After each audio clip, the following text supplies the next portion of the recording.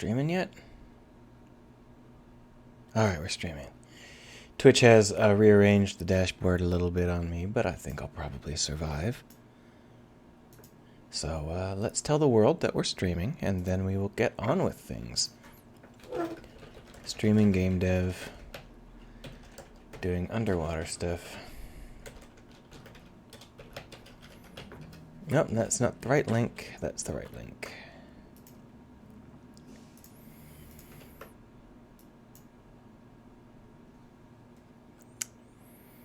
Alright, so it's been a week. It's been a week because I wasn't available on Wednesday, so I didn't stream. But I'm at home today, so we're going to go ahead and continue our little adventure in underwater stuff. While you were gone, I spent a little bit of time trying to polish the algorithm we were using for the squid tentacle thing. And you can see that it's not too bad now. It's got that... it's still a little bit chunky. I can actually reduce it by simply increasing the number of bones if I decide I need to feel the urge to do that. And a lot of the reason it's chunky is because the auto mapping for the bone weighting, I just did auto in Blender, and it gives us really, really sharp edges, so it doesn't feel as soft as it should. But if we were to reduce this from 2 to, say, 0.1, you'll be able to see that it doesn't actually do any of the... Ooh, I got some... That is an error in how Unity renders things, which we'll think about later. But you can see that it's no longer glitching, aside from the fact that it vanishes at random sometimes. I'm not sure why Unity can't keep track of this. It seems to think that the mesh, the skinned mesh that we're using, has bounds very different from what it actually has. So it doesn't always render properly. So the next step, if we were going to try and make this work, is we're going to need an animation for a diver being crushed by a giant tentacle, which isn't really that hard. We'll just go ahead and pop on over into our diver animations file and set it up.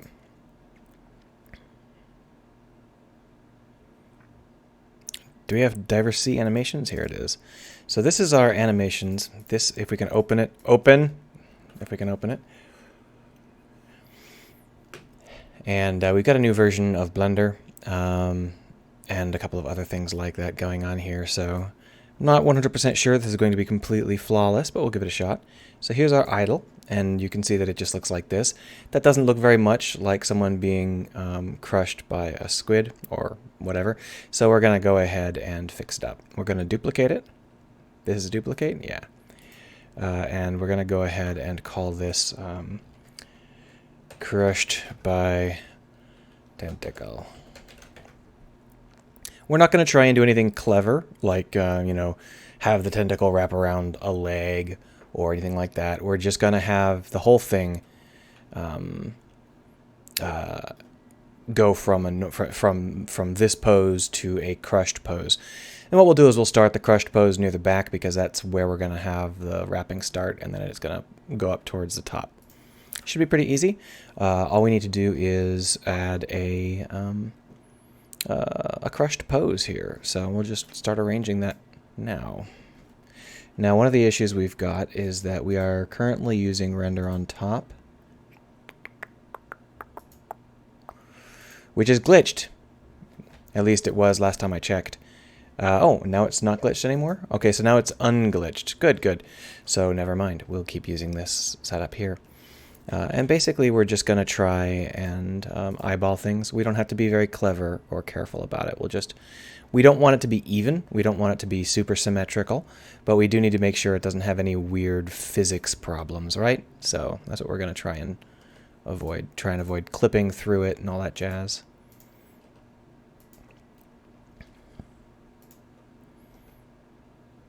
And we're going to bring these down. They're a little bit...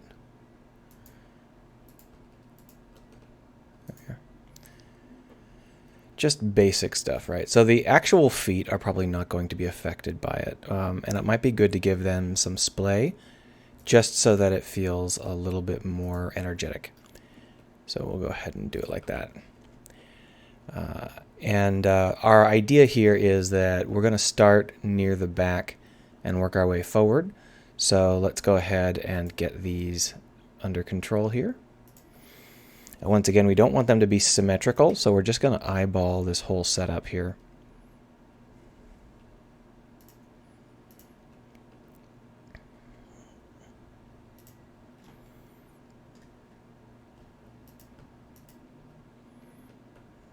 Now the other option we've got is that instead of making it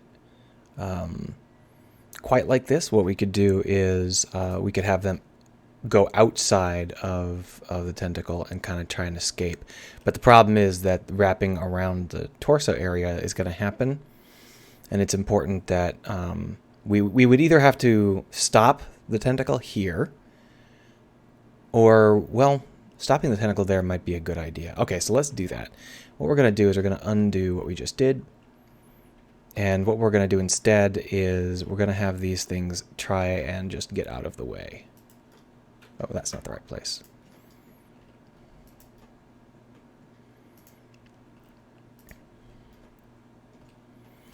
And then we can just bring these folks in, like so. And that's going to be more or less right. And that's going to be our first moment. But I think it would be good if we raised the arm up a little bit, just so that it feels like a little bit panicky. And maybe we'll even turn the body.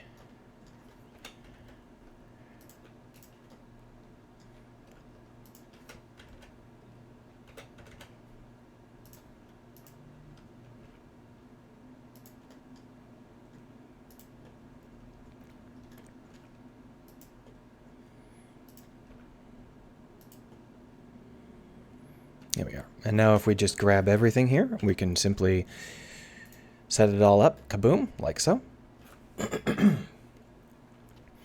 And now if it continues to wrap, what we're going to need to do is change the nature of the setup a little bit. So we'll go down over into 20 here, and we're going to unmove those bones. And if we are going to end up with it stopping, then we're going to have both of the arms free. So let's go ahead and raise them up a little bit more, including here on the joint bones. Is this bone a one of these is a morph bone? And there it is. So this is the one. This is the one that gets animated. So we'll just bring that up. Now, if we had a rig, we'd be able to do this a little bit easier, a little bit faster. But I don't really care. We're not doing anything complicated enough to worry about it. Sorry about my throat clearing. So what we'll do is we'll push this so that it is being affected, and then we'll bring these back down, and that'll kind of give away the idea that there's going to be something wrapped around us there. It should work out fine. And I think what we'll do is we'll give it a little bit of a reverse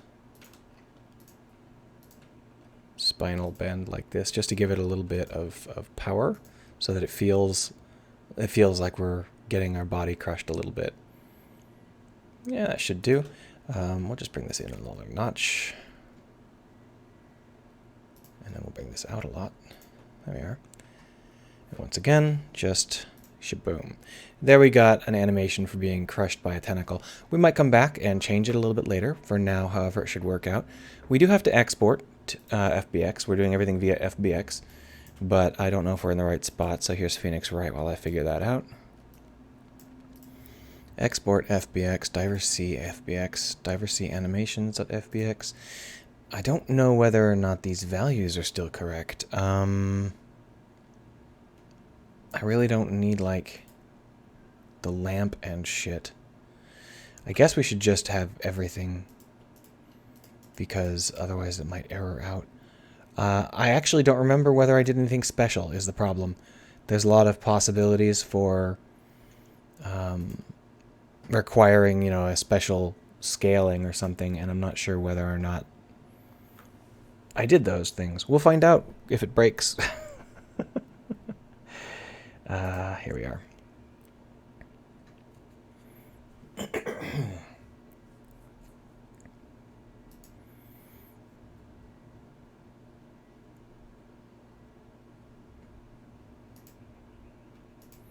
So here's diversity animations, and over here you can see the animations. These no longer work in standard input or the standard Blender input. We have to get them via FBX now, which is crap, but that's what it happens. And here you can see we've got Crushed by Tentacle got automatically added. So we can add that to our character and create a Crushed by Tentacle Boolean value, trigger. So to do that, we're just going to select the player here. And the player controller is right here. But where's the animator? There it is. So this is a little complicated because the animator is not actually on the target that it's actually going to be on. At the end of the day, it gets moved to a different object before play mode begins. Still, it should be okay. What we're going to do first is just grab that Crushed by Tentacle animation and drop it over here. And what we'll do is we will create a new trigger, which we'll call Crushed by Tentacle. And then we'll make a transition so that we can get crushed by tentacles. I know that that's very complicated, right? So we'll go ahead and just set that up. There we are. Now the only problem is that this is, it might be, I don't think it's automatically I don't think it's automatically like rotating, repeating. I don't think that's going to be the problem here. But the problem here is that if we want to get out of this, we currently have no method to break out. So we're going to need a different trigger. Normal mode. And normal mode will just go over here and we'll just have a separate trigger that allows us to return to standard setup like that. So if we put the animator over here and we hit play, I hit save and then we hit play, I'll go ahead and pause it first.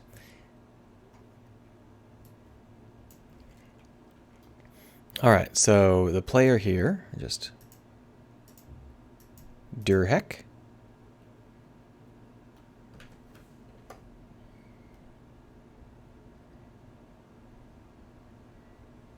Hello. Okay, so something went just terribly wrong there. It might simply be that the FBX is not the right scale or something. Yeah, this is completely broken. So if we pause it and we take a look at the scene, you can see that the character is now 100 times what it should be. And that's because when I was exporting this FBX originally, I must have scaled it down to 1% of the correct size. Chances are pretty high that I simply changed the units. But we'll just go ahead and punch in that 0.01 here. Done? I really wish Blender and Unity would have some kind of visual change to let me know that they are working on something.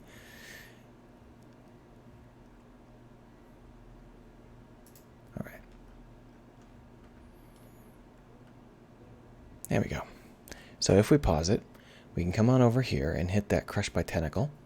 Take a look at the game. Oh, that didn't work. That doesn't appear to be animating at all. Oh,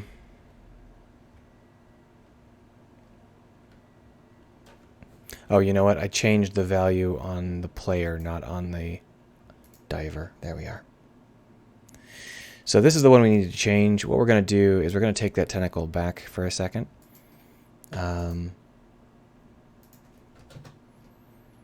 so I can see things a little bit more clearly here. There is a moment when that tentacle errors out, as you can see. I'm not sure what's up with that. That's completely unacceptable. You can see how the culling is glitching it out. I don't really know how to get Unity to cull correctly there. I wonder if I can turn culling off on one particular object. Alright, so now, if we come over here to the Diver C and look at the animator for that, we should be able to switch over into Crushed by Tentacle mode. And it should quickly animate. There we are, Crushed by Tentacles. Very, very basic setup, right? So if we use this, we snap it up a little bit more quickly, like this.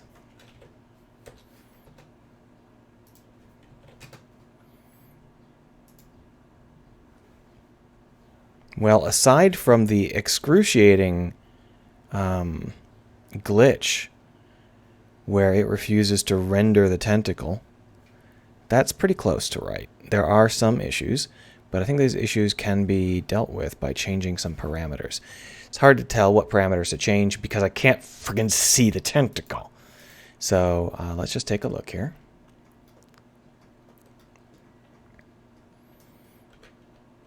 Yes, thank you for being so helpful, Unity. If you would just die in a fire, I'd be even happier. So here's what we've got. As you can see, the radius is a little bit large, and it's also a little bit high. Manually set the mesh bounds, the Relin says. Yeah, I might have to, but why doesn't Unity do that? Why should I build an animation and then it turns out that Unity can't track the animation? So we'll have to change that in a little while here, but that's really annoying. Either way, what we can do is we can change the... Oh, because Unity says they're all in. Yeah, we can change the grab radius down to maybe 0.15. And we're going to have to move the grab target. Well, let's go ahead and just stop the game for a second here.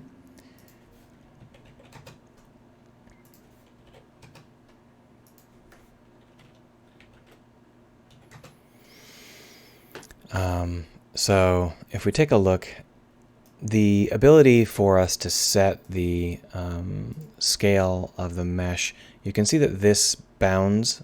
This is what Unity thinks the mesh looks like, even though it's a skinned mesh.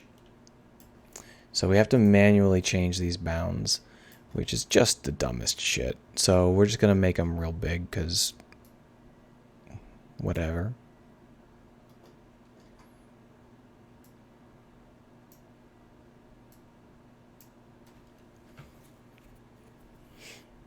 And that should work. And up here we've got the actual grab. Over on the player mesh, I think there is a grab, a tentacle target. Here it is. And you can see that this is not animated at the same time as the rest of the player. So I can't see where the player's mesh is actually going to be, but I think that it was like that. So we're going to go ahead and give it a shot here. Yeah, that's actually pretty solid. So we've got a couple of small issues. One of the issues is I think that's probably too much binding. I think I want it to actually be fewer loops than that. So 0.4 is probably too high. But another is that it's off true. It's not lined up properly. So we're going to have to deal with those things both. Let's go ahead and take the target from 0.4 down to 0.2. And you can see that what we've got now is a little bit too little. If we bring that up to 0.3, I bet that'll be about right. Yeah, so 0.3 is roughly correct, but I need to spread the grab. The grab is a little bit too tight, but it's also not lined up properly. That's going to be a risk whenever we're doing this, just because of the slack that I'm building in. I mean, if I spent some time, I might be able to fix it, but I don't really care. What we'll do is we'll just manually move the grab target so that it's a little more aligned with the body. Like that. I don't need you. There we are. So if we take a look at, we're going to want to have a spread function.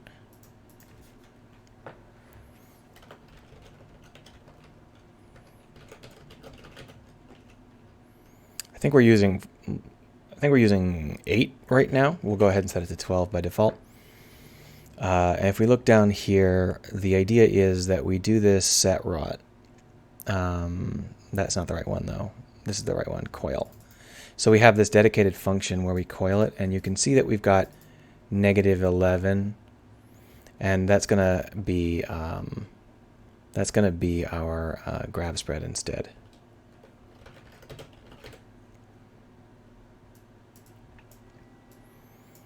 And that should allow us to manipulate exactly how far up the tentacle goes. We can even do this in scene view. There's no reason to wait into play mode for it. So 11, it was doing 11 before, so let's bring it up to 15. And then we will just wrap. Boom. So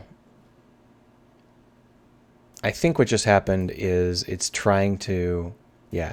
So I guess I can't do it like that because I didn't put in a non-play mode version. We'll just go ahead and hit play here. Yeah, so if we take a look at what we've got, it's still not perfectly aligned. I moved it to the left a little bit, and clearly that was a mistake. We'll fix that in a second here. But also, even 15 isn't enough. So let's take that tentacle target.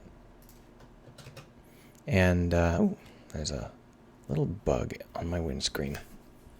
Yeah, I'm driving a car on my monitor. So we'll want to punch that up from 15 to maybe 30.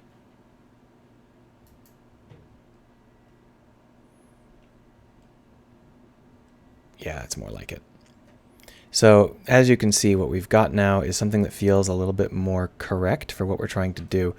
In order to see whether or not that'll actually look right, we have to hit play on our animator.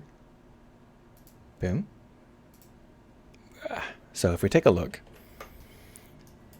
this is how it looks.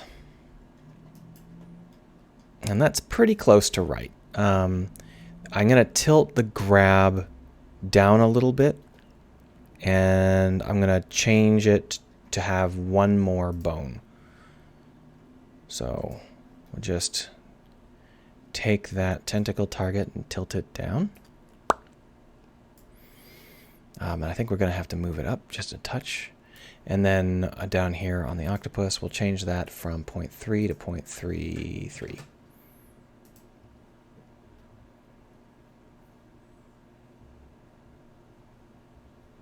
Yeah, that's how I want it to be. Except for it goes a little bit high. So what we'll do is we will move it back a notch. No biggie.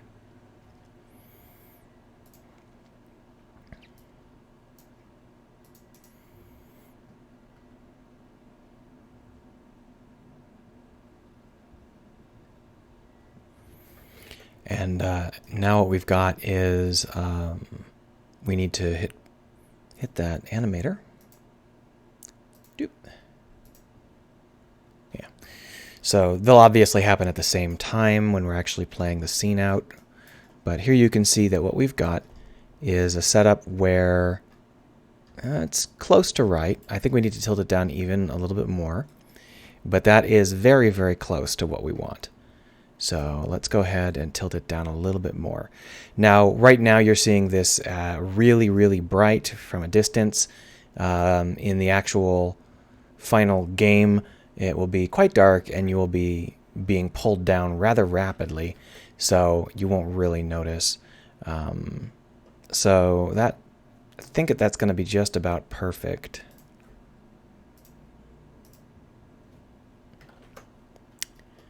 That's pretty close. Yeah, I think we can live with that. So the only issue we've got is that in reality, you're going to have to spin while this thing is grabbing you. We're going to disable player control over the character animations, which we already did, but we're also going to need to animate the player getting spun end over end as that happens. We want to give it a scary whiplash feel. So so to do that, what we're probably going to want to do is use an animation curve instead of a target. So let's go ahead and set that up. For now, let's go ahead and set up the Crush by Tentacle trigger as on by default, just for the sake of being able to not have to keep pausing it all the time. And then over here on the octopus, right now we've got this grab to. What we're going to do is we're going to change that grab to into an animation curve.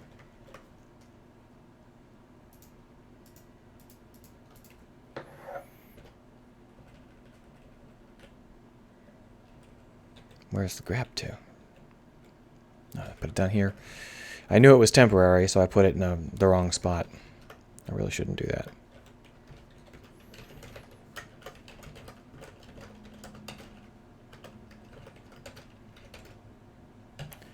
We won't need a grab speed either, because we can just bake it all into the grab curve. And then what we want to be able to do is to delay this until it's triggered, which we can simply do by turning off the script. So if we come down here, we're going to see all sorts of errors because we no longer have the values that we're looking at. We're going to need a counter to keep track of where we are on the grab curve. Actually, we don't need to. We can just use grabbedness, can't we? Yeah, we'll just use grabbedness. So we're going to make grabbedness protected. And we're not going to need to put an underscore in front of it. So now we should have even more errors. Yeah, so that's fine.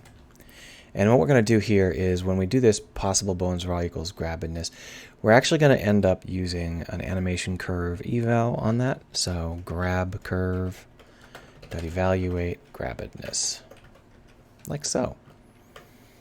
And that's basically all we need to do. And then down here, all we need to do is increase grabbedness.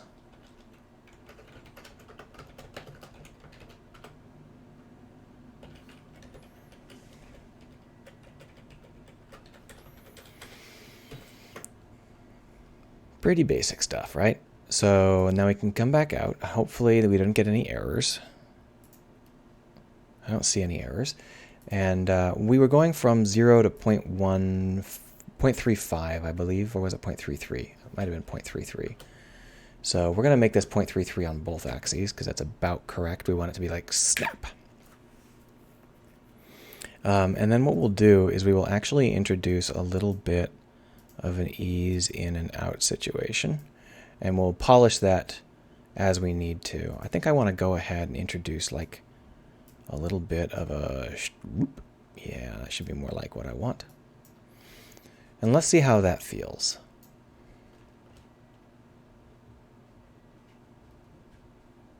Ooh, that was a little too fast. So let's go ahead and just move this to the right quite a bit. We got a thunderstorm hitting us right now. Sounds like hail, but I think that's just rain pounding down on my air conditioner. So if I suddenly lose connectivity, it's probably because I got struck by lightning, and you know how that goes. Shwoop. It's still really, really fast. I have a feeling grabbedness is not being interpreted correctly.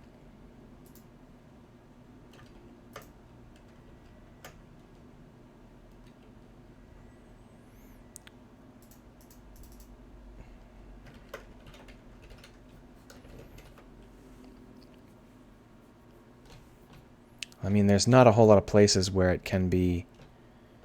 Yeah, it has to be being interpreted correctly. There's not frigging any room for error here, is there? I guess what I'll do is I'll just move this way right and see whether or not I'm hallucinating.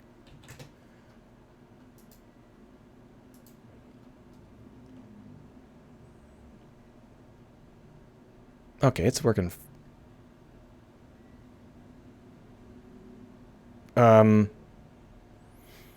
It's working. It's a little bit strange. I think that's because I pulled it so far off to the side. Yeah, you can see how it goes up to nearly 1. Obviously, that's not going to be what we want. Just pull that down. I don't think having it unwrap is actually going to work out for us. I thought it would be fun to try it, but I think it ended up looking pretty weird.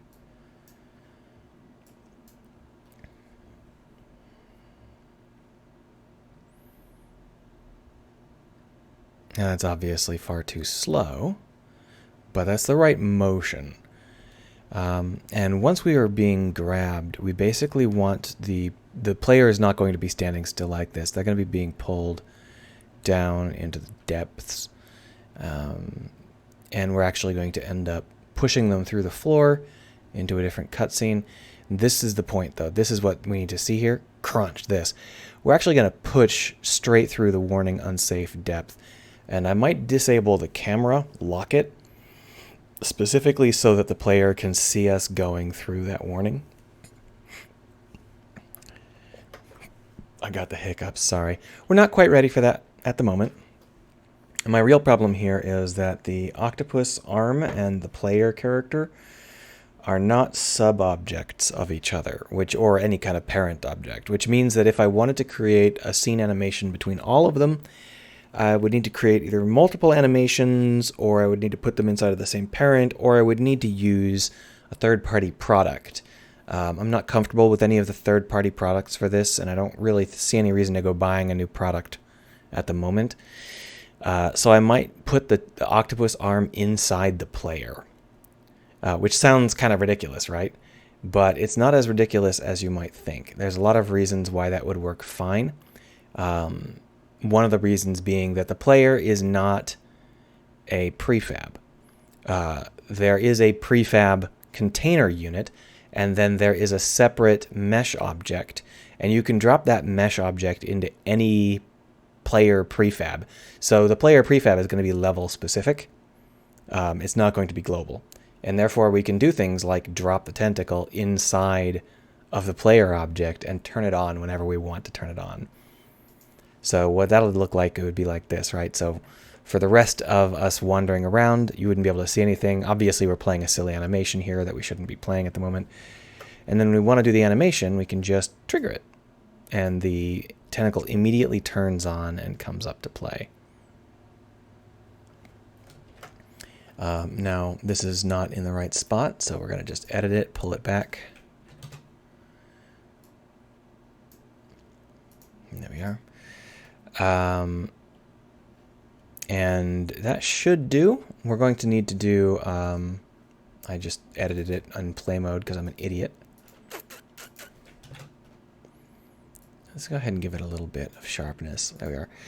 That should do, but we don't want the octopus tentacle to suddenly pop into existence, and that's the main issue I've got with this. Right now, as soon as we turn it on, it immediately teleports into the camera space because it's trying to arrange itself next to the player. And that's not exactly what we want. So what we're going to do is we're going to turn off the tentacle script. And what we want is we want to arrange it so that this thing can be turned on without having it engage the grip. And what we'll do is we'll animate it coming up out of the depths and grabbing you inside of the global animation that we're going to be doing based on the player. And then once it reaches a certain point, we will trigger an animation event that will turn on the tentacle script, which will take over the animation for the tentacle. So I guess that's what we should work on right now, first. The only issue is that if we are going to animate the player, we have this problem where the animator here is the diver animator, and that's because this diver animator automatically gets assigned to the player object, the actual mesh. And that in turn gives us a little bit of difficulty setting up this properly because we would have two animators on the same object. Now if we hit play, you can see how the animator remains on the player object, but it is also down here on diver C.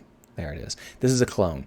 The problem is that we don't actually delete the animator off of the base object, and we really should. So let's go ahead and do that from now on. Here's the diver collider setup. I'm not sure one of these actually sets up the player. I just don't remember which one. Oh, diver builder. That's probably it. So here's where we clone all of the diver setup. As you can see, we're going to need to destroy our own clone. So destroy. Now the reason that hold on, I gotta. Here you can see we just grab the diver controller off of the character that we're currently on, and then we can destroy it.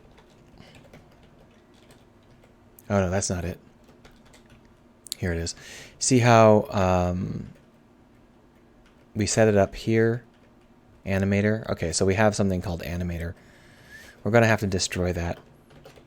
Now that's not ideal because there is a potential problem where if we are not in play mode and we have this happen, we could permanently damage the object. But awake shouldn't happen unless we're in play mode. Thank you. I'm not trying to do whatever you think I am.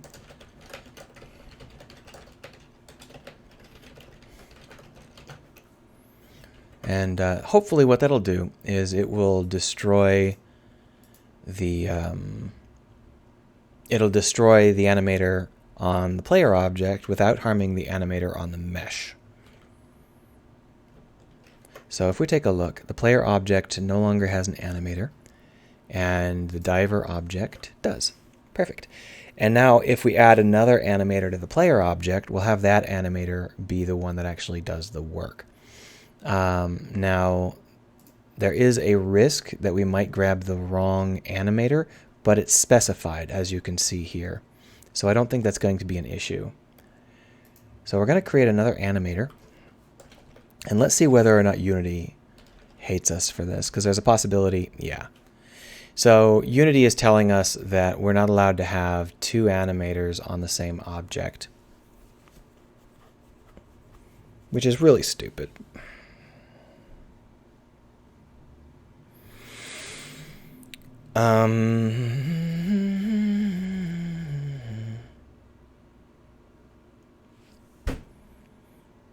I'll think about what to do. That's really annoying. The basic problem is that we have to animate the player object and the octopus tentacle object.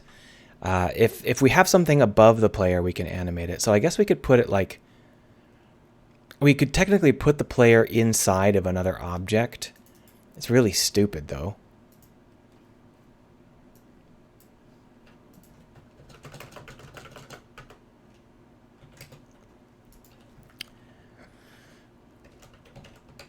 Now the real problem is the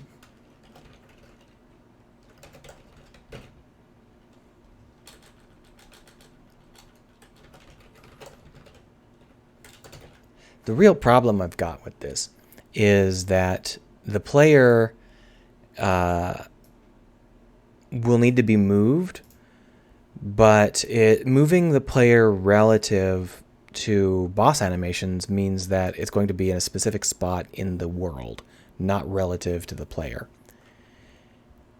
So I'm just checking, and it looks like we're not going to have any problems with nesting. I wasn't sure if I'd baked in a little bit too much or something, but it should work out fine.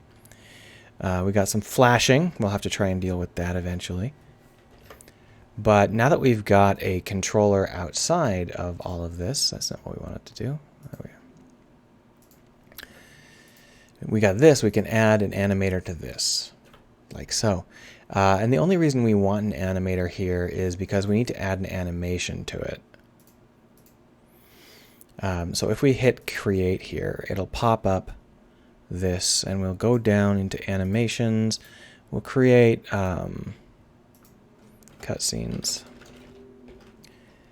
And this is going to be level 1 octograb.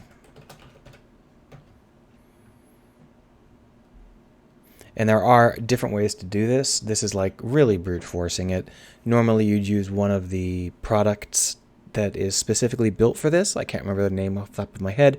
I don't want to, so we're not going to. We're just going to brute force it and live with the annoyance factor. So what we're going to do is, while we have this boss animation contained, we can select any of the objects that we are trying to change, like say the octopus tentacle, and simply pow, turn them on, or whatever we need to do. And you can see that what just happened is we entered into a different animator. Now the reason we entered into a different animator is because the player animator is above our animator. So the octograb didn't take. You see that? I'm not actually sure how to get that to not happen. If we disable the animator, so if we come down here to the octopus arm, it looks like if we disable the animator, we can do it. No, I'm not. Ah, fuck's sake. It once again selected the player animator. Now I can move the octopus to above the player. There's no particular issue with that. But the problem with that is that I will have to very accurately control the position of the octopus arm relative to the player, but I can't animate the fucking player. Whose bright idea was it that you weren't allowed to animate an object that has an animator attached to it? 'Cause that's a fucking disaster.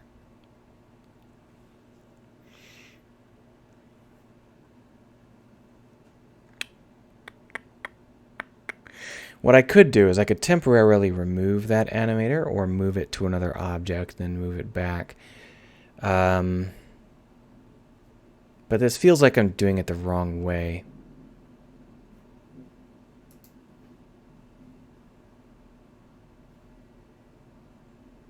Let me think about that for a while.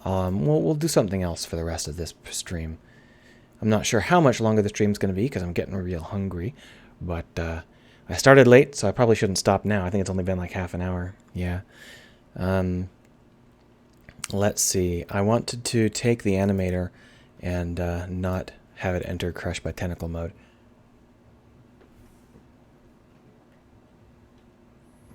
Just make sure that everything we did is still working fine. Yeah, it's working fine. Now we've got a lot of extra light. This is not how it looks in the actual game. This is just a debug. If we come over here, we should be able to trigger the darkness. I really don't like that flashing. I don't know what it's doing, why it does that. So, there we are. Now if we come back out, this is more how it's going to look.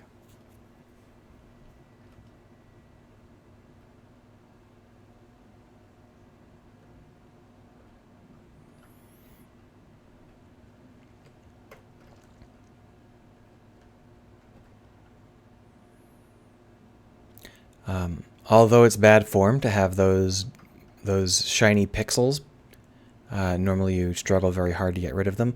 I actually like how it looks in this case. I just feel like it gives an obvious destination for us.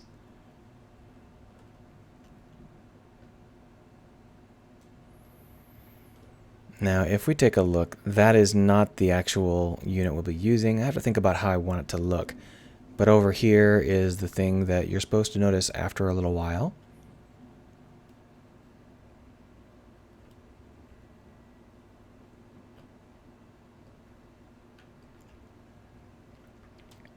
We're going to have to redo this too for reasons that should be obvious. But the basic shape is correct. This is more or less the shape we're going for. And we'll just grab it, and our buddy will help us, and we'll aim it at the thing over there, and it'll power up, and then we'll get our data from it. The thing is that we're going to have to use a power-up. So I'm arranging this first level to make sure that you understand that you're a robot. And part of that is making sure you understand that you have the ability to pump huge amounts of electricity out. So even though this is plugged in, I'll probably replace this plug with a ripped plug or something, because I want you to have to use your juice. So you initially use your juice way back in room 1. If we go over to room 1 for a minute here. Currently room 1 is not turned on, but this isn't in room 1 for some reason, so we can talk about it. This is the first thing you see, the first major plot element you see, and you power it up by touching something on the back here. And your buddy powers this one up. And basically, when they do that, I'm going to have them say that they've used, most of their batteries, most of their internal power supply. And then on the third room, which is where we just were, over here, I'm going to have you have to power this up. And because your buddy is mostly out of juice, I'm going to have you have to juice this one up. And that's going to take up most of your power supply. And that's also going to pop up a warning, like a holographic warning around your character so that you know what holographic warnings look like. And the whole point of that is that when you get grabbed, after you've done powering, you've powered it up and you've gotten some data out of it and you're returning to base, and somewhere along this point here, this is where you get grabbed and dragged down. And the point here is that you're going to have to shock the octopus, and that's going to take more power than you should really be using. You should be mostly out of power at this point, and it's very dangerous for you to try and zap something with power that you really should be reserving for critical systems. So you'll go into overload and zap him, and there'll be all sorts of fun error messages. It should be great, right? Anyway, let's set up this this rope a little bit more differently. So this is the rope we were using, and you can see that it goes up to the surface. We don't actually want it to go up to the surface, so we're going to grab the stop, and we're going to pull it down. And we're going to move it so that it's clearly visible to the player. So if we were just to drag it like off to the side here.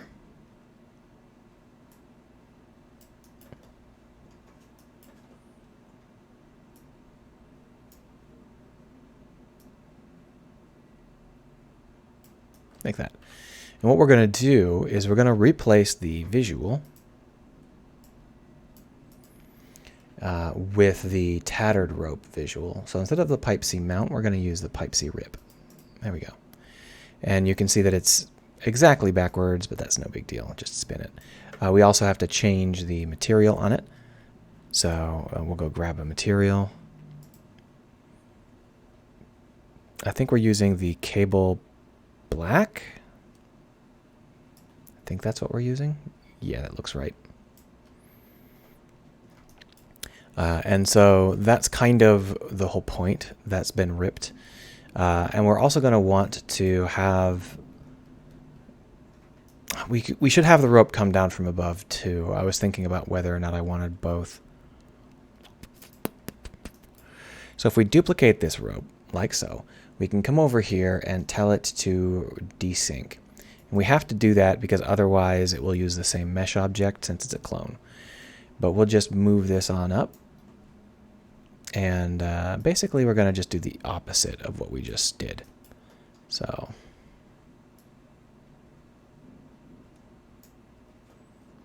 oh, the thunder is happening. Very, very frightening me, Galileo. There we are. So let's see if we can vaguely keep it inside of the bounds of the level. Yeah.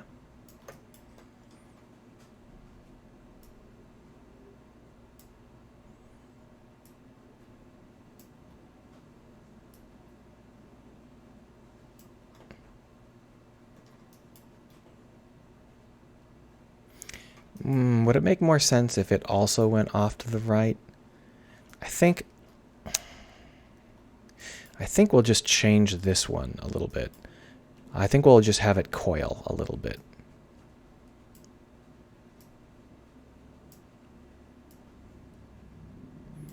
That way you'll be able to see right away where you want to go. I think that it'd be better over on this side.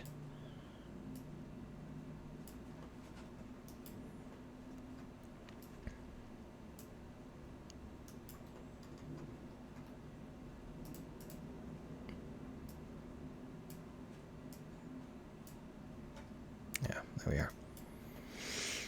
And that way I can have that endpoint be a target. So we'll have the animation of you recharging this thing coming over here and zapping it from over here. Should be really obvious.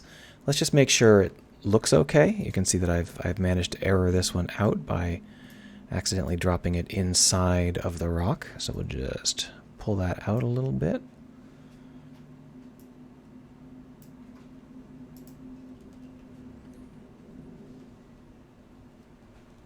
There we are. Oh, it's very bright.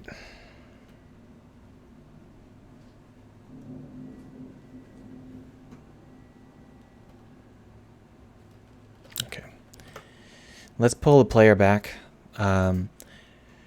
What I really should do is have a way to trigger the fog volume without having to swim through it, but whatever. I don't currently have that ability, so we're not going to worry about it. We're just going to swim a little further than we should. There we are.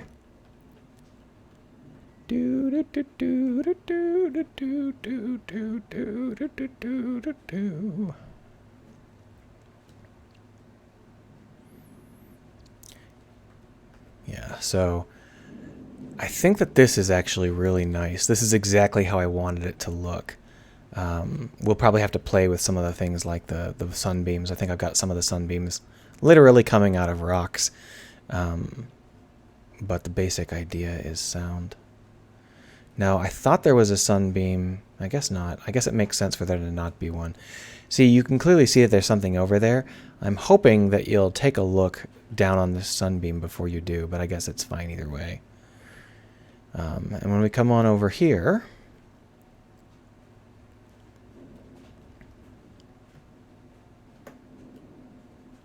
we're going to see that this is a little bit ripped up. That seems to be fine. I don't think there's any problem with it. You've already seen a ripped cable earlier. There have been several. And looking at this ripped cable will give you a lovely little picture of fog going down into the depths. That might be moving a little bit too fast. We're probably going to have to polish that. Might as well polish it now, right? So it looks like the gravity constant on it is far too high. So let's go ahead and tweak that. We can pull the player over to it at this point. I don't think it matters whether it's brightly lit or not at the moment. So where's the player? There they are. So just... And the particles we're trying to get should be in room 3. Particles. Sandfall. There are 2 sandfalls, but this is the one we're looking for. So you can see the real problem here is that the sandfall gathers speed. So rather than reducing the gravity constant, what we need to do is put in a maximum velocity.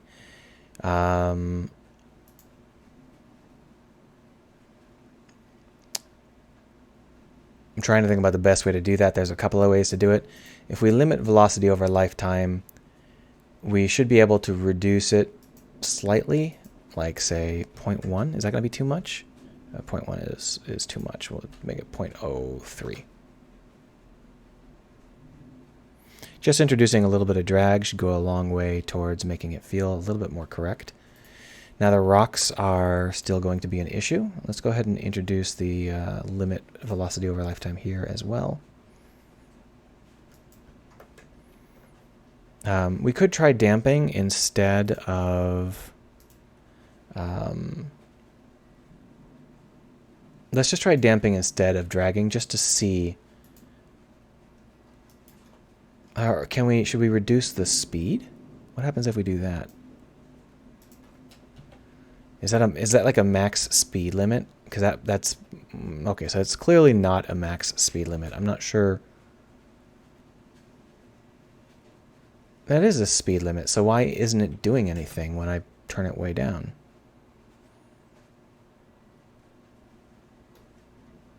Does that look like 1/20th of a meter per second to you? Because to me that looks an awful lot like 2 or 3 meters a second.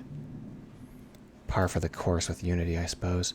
I think that this is actually the value. Yeah, so even though I've set the value to 0.05, it doesn't actually work until I put in a dampener. Is 0.1 going to be too much? Yeah, so what we actually want to do is just have a higher speed limit. Not by a whole lot, though. 2 is probably a little too high. Yeah, there we are. This is very close to what we want. Can I copy that? No, I can't. It's fine. We'll just put it in manually here. So our speed of 2, 0.05, 0. And I think that was what I had with the other one, too? 0.01, yeah. So just clicking around here, trying to get it right. Now we've also got the rocks. I guess I could just multi-edit. I don't know why I'm not multi-editing. So here are the rocks. And we also need to have a speed limit on the rocks. 2 might be a little bit low, though. That was weird. So we're going to bring it up to 3, and we're going to make the dampening 0.1 again.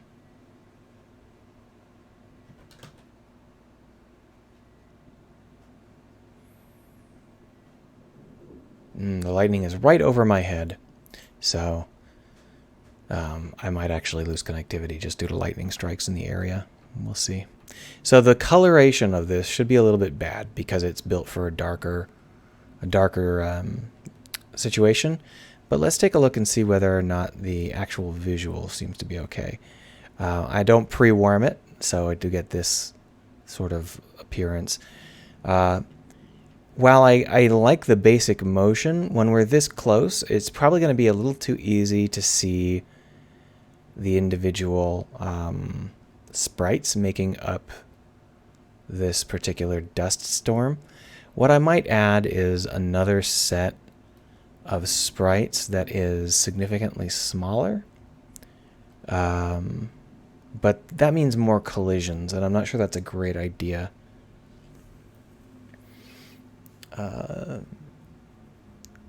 Sprites with colliders are expensive, and even though we're only colliding with one thing, that's still a lot of sprites.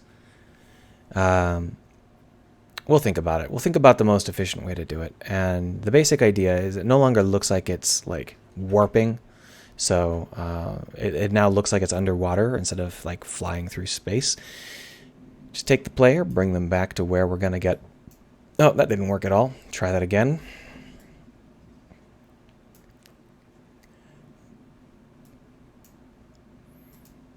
And then we'll go take a look at it in the proper brightness, because I didn't really expect that we would be viewing those falls from that close.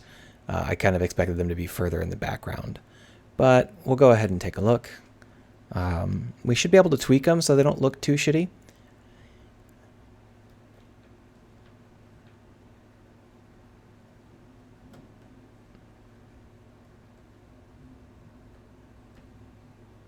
That's some terrible culling going on in Unity. I'll have to think about that.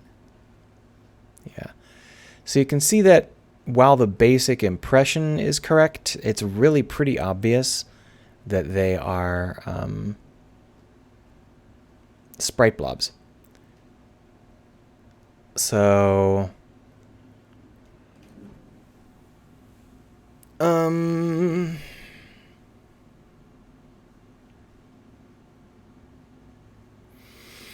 the only options are I can either add more sprite blobs of a different type to try and break the profile, or I can make those sprite blobs vary rather dramatically based on some kind of random value. I think it might be better to make them vary based on a random value. So if we take a look at the particles, there it is, down here in the why are you being a dork? There we are. Got this late sand, late transparency shader. This late transparency shader, literally all it does is draw a sprite late. There's no big complexity here. We need to make sure that it fades away from the camera and that it has a world normal.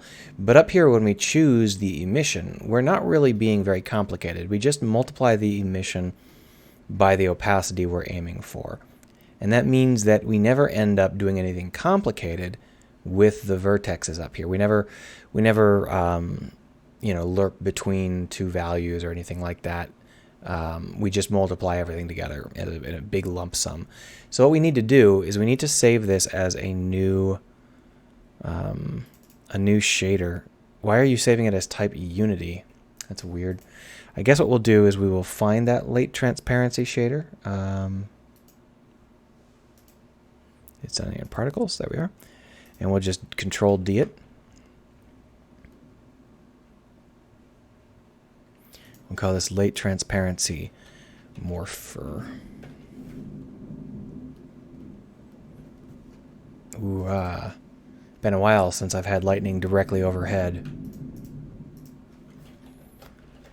And the big difference between the late transparency morpher and the late transparency shader itself is that this will take in a stream from our particle system.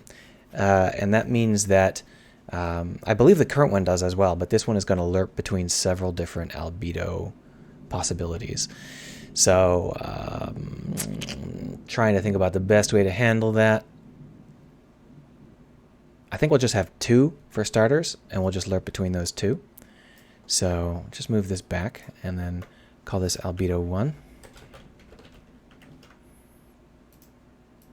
And then we'll duplicate it and call this albedo 2. And then we'll put in a nice fat lerp.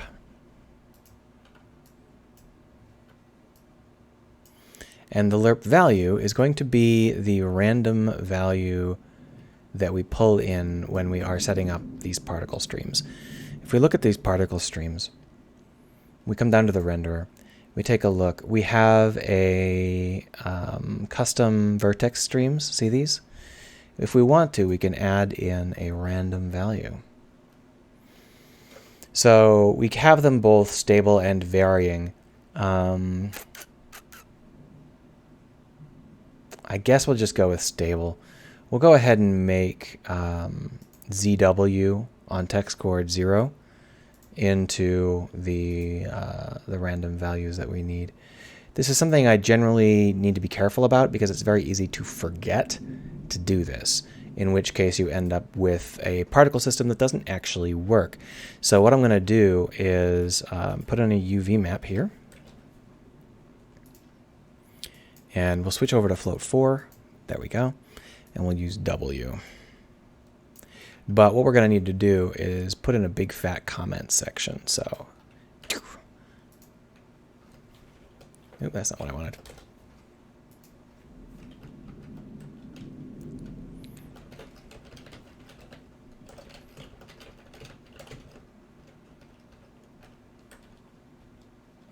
That should do. And then what we'll do is we'll just break here. I didn't want to do that. Here, there we are, and we'll just drag that in here. That ought to be just fine. A vertex color should be one of the things we're being fed by the particle system. Yeah, this should work. So we're going to just go ahead and save that. Late transparency morpher. And then we're going to change this late sand. Going to change that into late transparency morpher. There we are. And that should give us 2 albedos rather than just 1. And if we come over to the sand fall and we take a look. Oh, it is really slow today.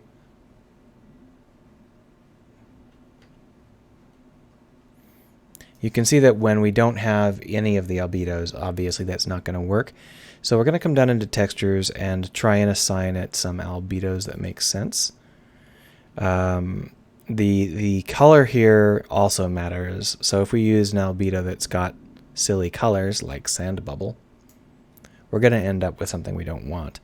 So what we need here is, we were using silt.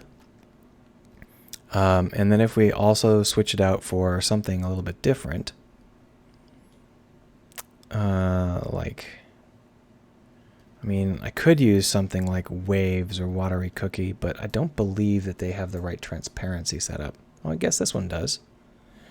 The only problem is that Watery Cookie is not a particle system, it's just a blob. I may have to create a second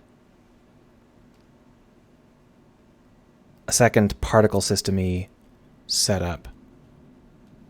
Another option is I could go with the sand bubble method, which is one thing where I just take the RGB value. That makes more sense now that I'm thinking about it. Let's go ahead and just switch this out instead. So this is going to be albedo. Thank you. I'm not sure what I just clicked. And we're going to switch the red and green here. And we're going to put vertex color. I guess it works whether it's first or not. So yeah, that should work.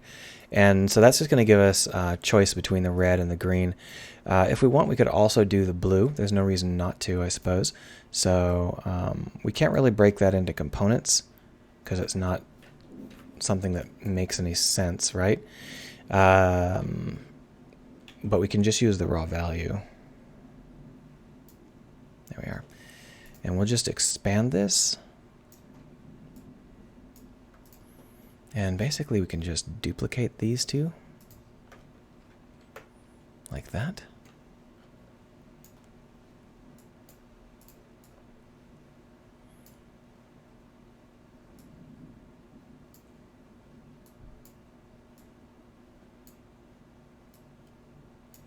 There we are.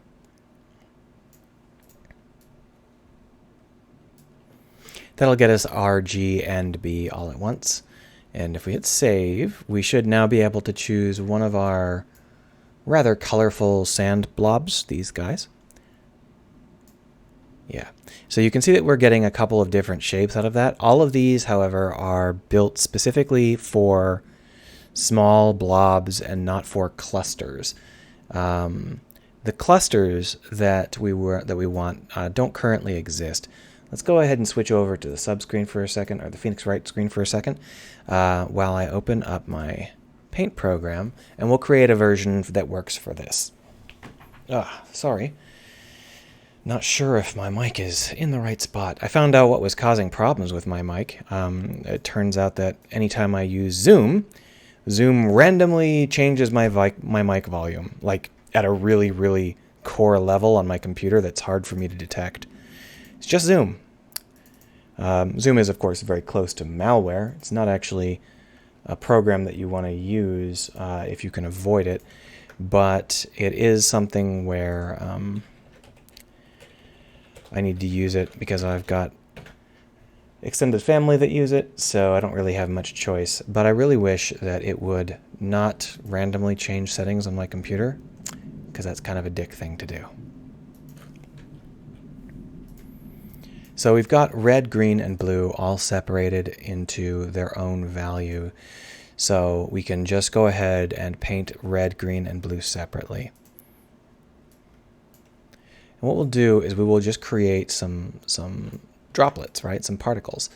And the basic idea is that we just want to have enough variation that we don't have to worry about it feeling too repetitious. Now my problem with this is I don't believe it's currently set to max opacity. Yeah. So my problem with this is we're not going to get 100% on these. Most of the time will be somewhere between like 20 and 80.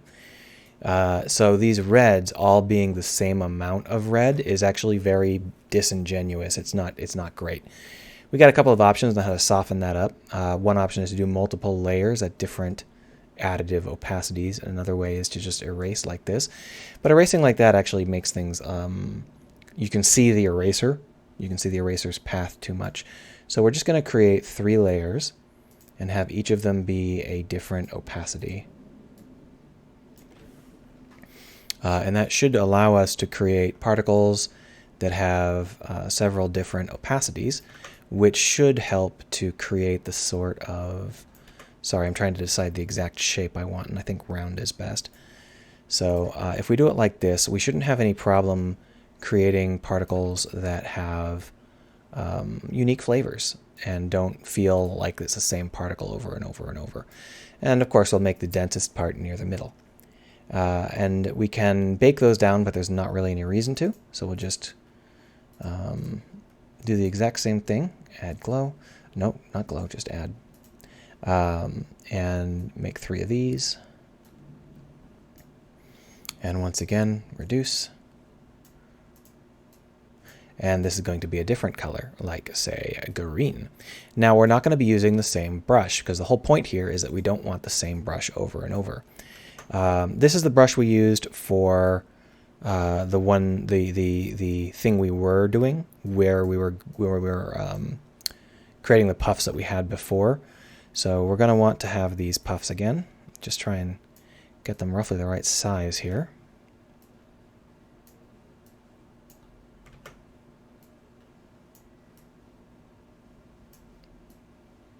Yeah, something like that.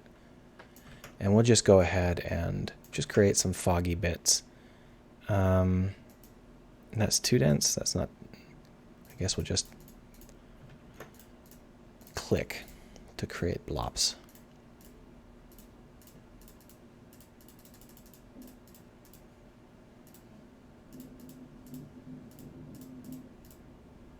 That's good enough.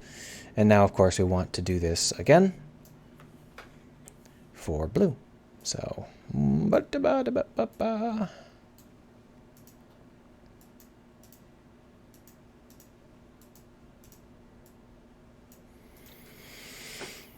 now, I think that I'm out of... oh, I could use running color spray. That's another one. That's fine. Just drop the particle size way down and the brush size way down and switch it over to blue. You can see how it's very hard to see. So we'll increase the density. There we are. That's a little bit better.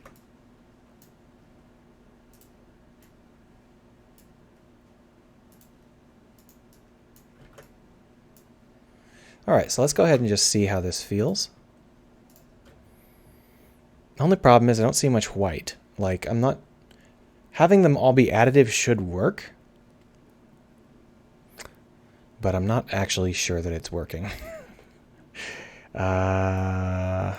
That is our Unity program. There we go. So if we look over here at Sandfall, the material we're using is currently using... There we are.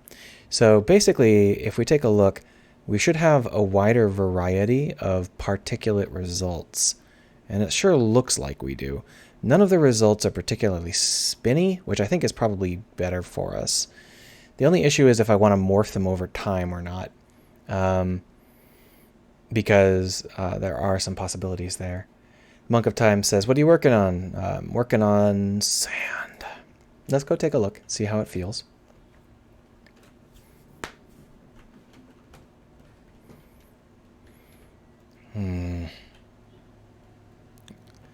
I think the thunderstorm is over, and I didn't disconnect, so go us.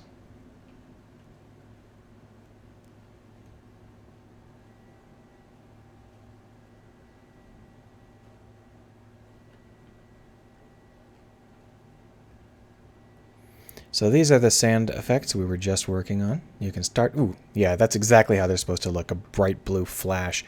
I really don't know why Unity does that, and I can't figure out any way to change it or save it. No,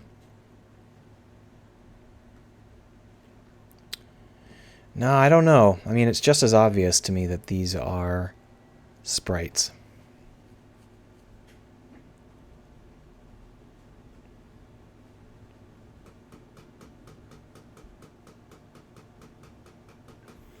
I might need to go with double particle setups, one for one for large particles, one for small particles, because this is, I mean, it's really obviously sprites. So let's go ahead and try and change it up. So the biggest thing we're going to want to do is to just double up on the sand falls. And we'll drop these bad boys back inside themselves. Now they have a rock fall inside them. I don't think we need to double up on the rock falls, so we'll delete those. These sand falls here, what we can do is make them much, much larger so that they are taking up more space, and we'll just reduce their alpha rather dramatically. So their start size is going to be 3 to 5. And that should have roughly the right result. We'll find out. I just don't like having this many particles that collide with something. So I might like turn them off until you get close to them or something.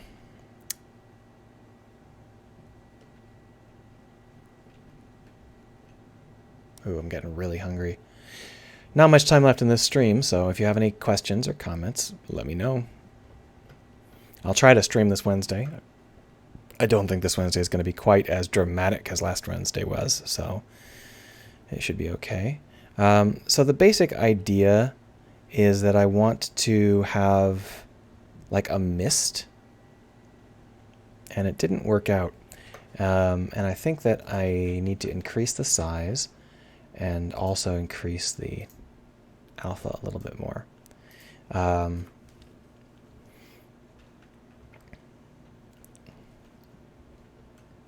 So my guess is that what's happening is I've got a lot of particles that are like 50% between the colors, which would reduce the colors rather dramatically, and it would make them very faint.